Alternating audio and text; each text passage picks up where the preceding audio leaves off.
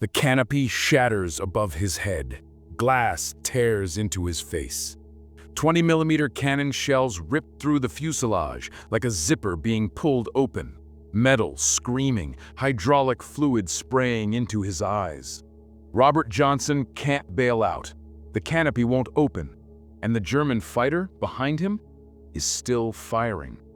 If you value real stories of courage and engineering brilliance, told with respect, not hype, consider subscribing. It helps keep history alive. June 26, 1943.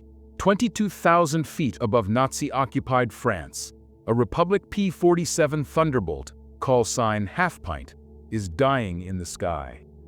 Inside, a 23-year-old American pilot from Lawton, Oklahoma, is about to discover just how much punishment a fighter plane can take before it kills you. But this isn't where the story begins. To understand what happened in that sky over France, we need to go back 2 years earlier to a factory floor in Long Island, where engineers were building something the world had never seen before. A fighter plane that weighed as much as a small truck and carried enough firepower to obliterate a building. May 6, 1941. Republic Aviation's test field in Farmingdale, New York. The XP-47B prototype sits on the runway, and the engineers standing around it look worried. They have every reason to be nervous. This aircraft violates every principle of fighter design. It weighs 12,500 pounds empty, nearly twice as much as the nimble Spitfires dancing through European skies. Its radial engine is so massive that the pilot sits nearly 14 feet off the ground, perched in a cockpit so far back that taxiing requires a ground crew member to guide you down the runway because you literally cannot see what's in front of you. The test pilot climbs into the cockpit, fires up the 2,000 horsepower Pratt & Whitney R2800 Double Wasp, and the entire aircraft shudders with barely contained violence. When he releases the brakes, the XP-47B doesn't so much take off as it claws its way into the air through sheer brutal force. But once airborne, something remarkable happens. At 30,000 feet, this beast transforms. The supercharger kicks in, feeding compressed air to that massive radial engine, and suddenly the P-47 is screaming through the thin upper atmosphere at 426 miles per hour, faster than almost anything else in the sky. Republic Aviation had built a paradox. A fighter that flew like a brick at low altitude, but became a rocket in the stratosphere. The Army Air Forces didn't quite know what to make of it. Would you trust your life to a fighter plane that weighs 4 tons? The man behind this unlikely machine was Alexander Kartveli, a Georgian-born engineer who believed that the future of air combat belonged not to nimble dogfighters, but to heavily armed, heavily armored bruisers that could take punishment and keep flying.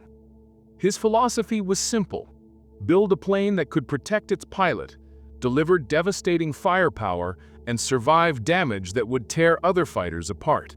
Everything else was secondary.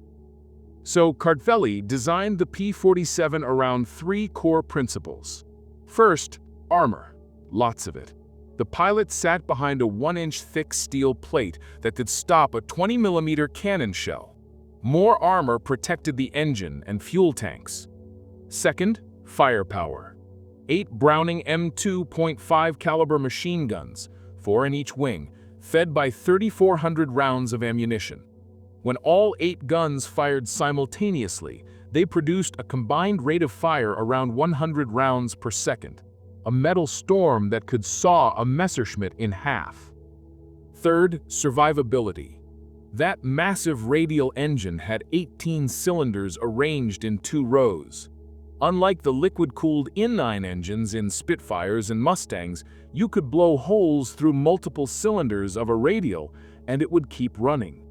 Hydraulics fail? The pilot could still fly it mechanically. Fuel tank punctured? Self-sealing rubber layers would close around the hole. The result was a 17,500-pound monster that looked more like a water heater than a fighter plane. Pilots who first laid eyes on it called it the Jug, short for juggernaut, or possibly because it resembled a milk jug. Nearly 2 years of testing and refinement would pass before the Thunderbolt was ready for war. When it finally arrived in England in late 1942, assigned to the 4th and 5th Fighter Groups of the 8th Air Force, American pilots looked at it with deep skepticism. They'd been promised a fighter. This looked like a bomber with one seat. March 10, 1943, the P-47's first combat mission. 12 Thunderbolts from the 4th Fighter Group take off from their base in Debden, England, heading for a fighter sweep over France. The mission is a complete failure, not because of German fighters. They never even made contact with the enemy. The British-made radios in the P-47s malfunction, leaving the pilots flying blind, unable to communicate with each other or with ground control. They turn back, frustrated and embarrassed. All the Thunderbolts are immediately refitted with British radios. April 8th, missions resume. This time the radios work, but the pilots quickly discover the P-47's early limitations. At low altitude, where German fighters like to prowl, the Thunderbolt handles like a truck. Focke-Wulf 190s and Messerschmitt 110s can easily outturn it in a dogfight. But April 15th changes everything. Major Don Blakesley of the 4th Fighter Group encounters a Focke-Wulf 190 at 25,000 feet. Up here, in the thin, cold air, the Thunderbolt comes alive. Blakesley dives on the German fighter, his 850 cals converging, and the Focke-Wulf 190 disintegrates in a spray of metal and fire. The Thunderbolt's first kill, the first of thousands. Over the next few months, P-47 pilots learn to fight to their aircraft's strengths. Don't dogfight at low altitude. Climb. Use altitude as your weapon. Dive on the enemy with speed and altitude on your side. Unleash that devastating 8-gun broadside, and if they survive the first pass, zoom back up to altitude using all that excess energy. The Germans call it boom and zoom. American pilots call it staying alive. By summer 1943, the Thunderbolt groups are racking up kills, but they're also learning the hard way that the Luftwaffe is still deadly, still skilled, and still capable of killing you if you make one mistake. Robert Johnson is about to learn this lesson in the most terrifying way possible. June 26, 1943, we return to where we began.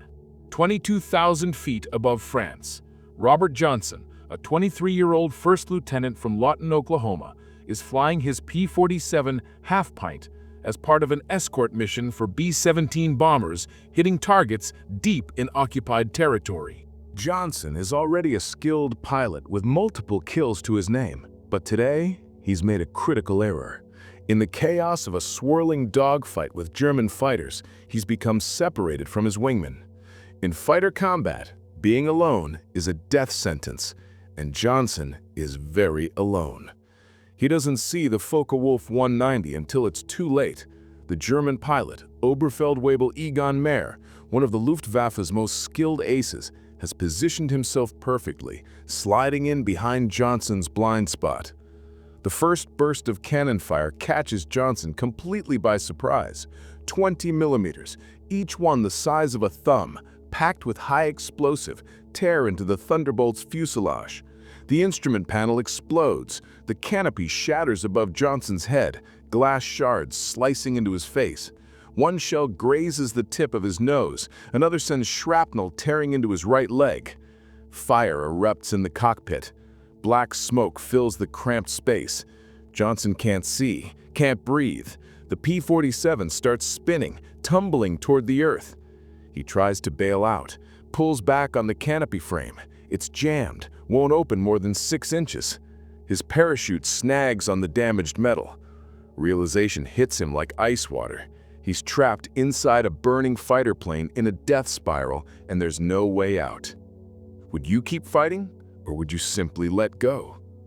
Sometimes, in the moment between life and death, impossible things happen, At 15,000 feet, the fire in Johnson's cockpit suddenly extinguishes itself, starved of oxygen in the thin air or blown out by the rushing wind. He kicks the left rudder pedal with everything he has, fighting to level the wings. The Thunderbolt responds. The death spiral slows, stops. He pulls back on the stick, and somehow, impossibly, the crippled fighter levels out. He's still alive, but barely. Hydraulic fluid sprayed from severed lines splashes into Johnson's eyes. They begin to burn, swelling shut within seconds. He's half blind, wounded, and flying a critically damaged aircraft over enemy territory. Engine oil coats the windscreen. Johnson has to stick his head up through the 6-inch gap in the shattered canopy just to see where he's going. The 300-mile-per-hour wind hammers his swollen eyes, bringing tears and agony. He turns west, toward England, toward home. It's over 200 miles away, and his Thunderbolt is losing altitude with every passing minute. That's when Egon Meyer returns. The German ace has been watching, following at a distance. He sees the smoking, crippled American fighter struggling westward. He knows the pilot is wounded, nearly helpless. This should be an easy kill. Meyer closes to point-blank range, just 50 yards behind Johnson's tail, so close that Johnson can see him in the rearview mirror mounted above his instrument panel. What happens next is burned into Johnson's memory forever. Meyer opens fire. Cannon shells and machine gun bullets hammer into the Thunderbolt, each impact jolting through Johnson's body like a physical blow. He can hear them striking the armor plate behind his seat. Thump, thump, thump. The 1-inch steel barrier that's the only thing between him and death.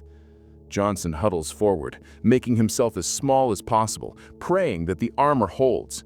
Bullets tear through the wings, the fuselage, the tail. Over 200 holes will later be counted in the aircraft. 5 hits in the propeller blades alone. But the armor holds, and the Thunderbolt keeps flying. If you had family who served in the war, or stories passed down from that generation, share them in the comments. These voices deserve to be remembered. After what feels like an eternity, but is probably only 20 seconds, Meyer empties his ammunition. He pulls up alongside Johnson's crippled fighter, close enough that the two pilots can see each other's faces. Johnson, desperate and furious, squeezes his trigger, trying to shoot back. His guns don't fire. The electrical system is dead. Meyer watches him for a long moment. Then, inexplicably, the German pilot salutes, rolls his Focke-Wulf away, and disappears back toward France. Historians still debate why. Some say Meyer had exhausted his ammunition. Others believe he saw a fellow warrior who'd earned the right to live. We'll never know for certain. Egon Meyer would be shot down and killed less than a year later, in March 1944. Johnson is alone, flying a fighter that by all logic should already be dead. The next 30 minutes are a blur of pain and desperate navigation. Johnson contacts ground control. Miraculously, his radio still works. They guide him toward the emergency airfield at Manston on the English coast. He has no hydraulics, no flaps, no brakes. His visibility is almost zero. He's steering by occasionally poking his head up through the damaged canopy and then ducking back down before the wind tears his head off. Somehow, he finds the runway, lines up his approach. The ground rushes up. Just before his wheels touch concrete, the engine seizes completely. The propeller stops dead, frozen in place. Johnson makes a dead stick landing. No engine power, no flaps, no brakes, and rolls to a stop on the Manston runway. When he climbs out through the canopy, medics rush toward him. They stop, staring. Johnson's face is burned, cut for glass, covered in hydraulic fluid and blood. His flight suit is torn and soaked. He has 2 bullets in his right leg and shrapnel from a 20mm shell lodged near his nose. Behind him, Half Pint sits on the runway, a smoking wreck with over 200 bullet and cannon holes. Maintenance crews will later examine it and shake their heads in disbelief. By all conventional wisdom, this aircraft should have exploded in midair. But it didn't. It brought Robert Johnson home. Johnson will go on to score 27 aerial victories, becoming one of America's top fighter aces of the European theater. He'll never be shot down, he'll never lose a wingman, and he'll spend the rest of his combat tour flying Thunderbolts, because after June 26, 1943, he knows exactly what that aircraft can do. When a Luftwaffe ace named Heinz Baer is later interviewed about fighting P-47s, he'll say, "The Thunderbolt could absorb an astounding amount of lead and had to be handled very carefully." Robert Johnson could have told him that. June 6, 1944. D-Day. The largest amphibious invasion in history is underway on the beaches of Normandy, and overhead, the sky belongs to the Allies. By now, the P-47 Thunderbolt has evolved. What began as a high-altitude escort fighter has transformed into something far more versatile and far more deadly, a fighter-bomber capable of carrying bombs, rockets, and delivering devastating ground attacks. The transformation wasn't planned. It emerged from necessity and experimentation. In late 1943, some enterprising pilots started attaching bombs and rocket pods to their Thunderbolt's underwing hardpoints, originally designed for drop tanks. What they discovered was that the P-47's ruggedness and stability made it an exceptional ground attack platform. By D-Day, the Thunderbolt has become the terror of German ground forces. Each aircraft can carry up to 2,500 pounds of bombs, half the payload of a B-17 Flying Fortress, plus 10 5-inch high-velocity aircraft rockets. Combined with 8.50 caliber machine guns, a single P-47 carries more firepower than a World War I destroyer. From D-Day until VE Day, the end of the war in Europe on May 7, 1945, Thunderbolt pilots will fly thousands of ground attack sorties, striking everything that moves behind German lines. The numbers they'll rack up are almost incomprehensible. 86,000 railroad cars destroyed, 9,000 locomotives, 68,000 trucks, 6,000 armored vehicles. But these statistics hide the human cost on both sides. A P-47 pilot whose testimony was preserved by the Veterans Breakfast Club describes what ground attack missions actually felt like. Before each mission, crews receive detailed briefings: target location, duration, fuel consumption. The crew chief has to guide them down the runway because forward visibility in the big-nosed Thunderbolt is almost non-existent. They take off in 12-man formations, form up in the air, and follow the flight leader to the target. The targets vary. Sometimes it's a German tank column. Sometimes it's an artillery position shelling American infantry. Sometimes it's a bridge or a fuel depot. And sometimes it's troops pinned down in a field, calling desperately for air support. And you have exactly one chance to get it right because they're about to be overrun. One mission stands out in this pilot's memory. Flying as wingman to 26-year-old Major Stanley Latulus, his squadron receives an urgent call. American ground forces are pinned down by German troops on the opposite side of a field. Visibility is near zero. They're operating below cloud cover at just 200 feet altitude. 12 P-47s come screaming in at 300 miles per hour, some at treetop level. They zoom over the American positions and across the field. On the other side, they unleash everything. Bombs skip-bombing into German positions, rockets streaking downward, .50 caliber tracers tearing through trees and fortifications. The pilot describes pulling up from the attack run with his aircraft shuddering from the recoil of all 8 guns firing simultaneously. Below, the German position is obliterated. The American troops advance. But ground attack is the most dangerous mission a fighter pilot can fly. You're flying low and slow, exactly where every German soldier with a rifle can shoot at you. Anti-aircraft fire is murderous. One lucky shot can bring you down. Second Lieutenant Robert Grace learns this on May 29, 1944, during a mission against a German railroad marshalling yard.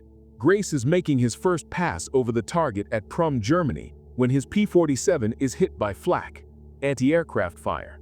The explosion rocks the aircraft. Smoke fills the cockpit. The engine is dying.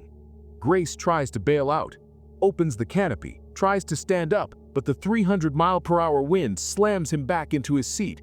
He finally manages to throw himself sideways out of the cockpit, still connected to his oxygen line and earphones. The rubber oxygen tube snaps, whipping back and hitting him in the face, breaking his nose. He pulls the ripcord. The parachute opens. He swings in the air twice before hitting the ground in a clearing in the Ardennes forest. Almost a miracle, given he bailed out so low that he barely had time for the chute to deploy. He lands hard. Both legs are injured, one fractured, plus damaged knees and shrapnel wounds. He also has a broken nose and is trapped behind enemy lines in occupied Belgium. If the Germans find him, he'll spend the rest of the war in a POW camp. Or worse. What Grace doesn't know is that the Belgian resistance has been watching. They saw his parachute. They know where he landed. And they're already moving to find him before the Germans do. The Belgian underground will shelter Grace, moving him from safe house to safe house, hiding him from German patrols for weeks until American forces advance far enough to liberate the area. When he's finally returned to Allied lines and flown back to England, military regulations prohibit him from returning to combat.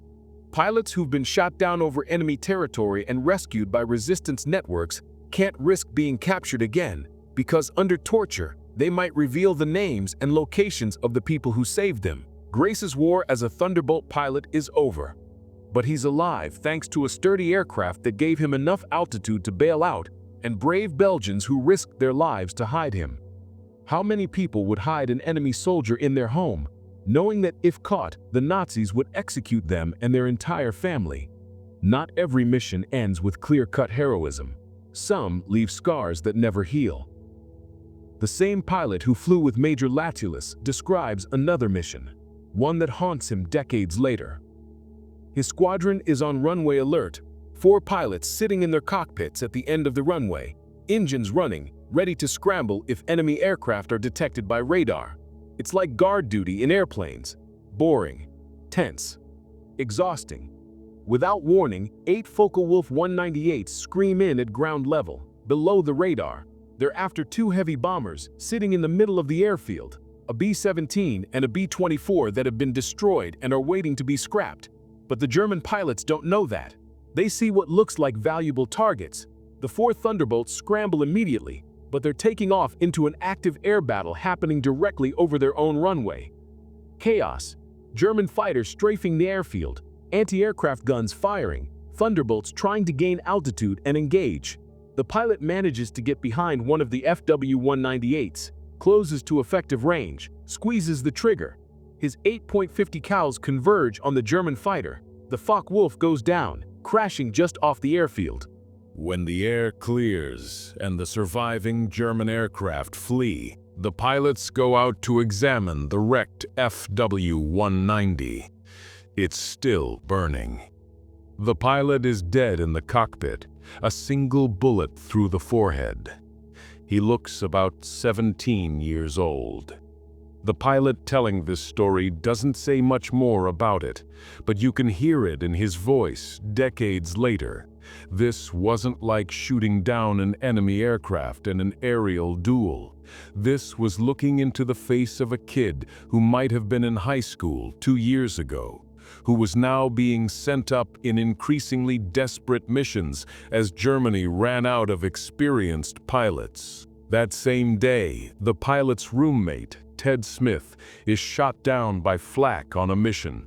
His P-47 takes a nosedive into the ground. He doesn't survive. War gives you these moments. A kill in the morning, a dead friend in the afternoon, and the knowledge that tomorrow you climb back into the cockpit and do it all over again. Because that's the mission. That's what the Thunderbolt was built for. While the P-47 became famous for ground attack, it never stopped being an exceptional fighter. By the end of the war, Thunderbolt pilots flying in the European theater would be credited with destroying over 7,000 enemy aircraft, more than half in air-to-air combat, the rest on dangerous ground strafing missions targeting German airfields. The P-47's combat record speaks for itself, an aerial kill ratio of 4.6 to 1. For every Thunderbolt shot down in air combat, P-47 pilots destroyed 4.6 German aircraft. The Luftwaffe learned to respect the Jug. In the early days, German pilots would eagerly engage P-47s in turning dogfights at low altitude, where the Focke-Wulf 190 and Messerschmitt 110 had the advantage. But even then, they learned that the Thunderbolt could take punishment that would obliterate other fighters and keep flying. German pilots developed a grim rule: never assume a P-47 is out of the fight just because you've shot it full of holes. They saw Thunderbolts with engines shot out glide back to Allied territory. They saw Thunderbolts with wings shredded by cannon fire still maneuvering. They saw what Robert Johnson proved on June 26, 1943, that the P-47 could absorb an astounding amount of lead and bring its pilot home. At high altitude, the Thunderbolt was a different beast entirely. In the thin air above 25,000 feet, its turbo-supercharged engine gave it speed and power that few German fighters could match. A P-47 diving from 30,000 feet could reach speeds approaching 500 miles per hour, fast enough that German pilots would sometimes break off rather than risk being caught in a high-speed dive where the American fighter had every advantage. One story from the Pacific Theater illustrates the Thunderbolt's combat prowess. Lieutenant Colonel Neil Kirby, flying a P-47 with the 5th Air Force, encountered 40 Japanese aircraft on a single mission. Leading his flight of just 4 Thunderbolts, Kirby waded into the formation and personally shot down 6 enemy planes before disengaging. Kirby would eventually score 22 aerial victories before being shot down and killed over Wewak on March 5, 1944. But his performance demonstrated what an aggressive, skilled pilot could do in a Thunderbolt when outnumbered 10-1. The Germans came to call P-47 pilots Thunderbolt Jabos, Jabo being short for Jagdbomber, fighter bomber. It wasn't a term of endearment. It was acknowledgement of a threat that could strike from the sky without warning, destroying tanks, trains, and troops with impunity, then climbing back to altitude and engaging any Luftwaffe fighters that dared to intercept. Over 746,000 sorties.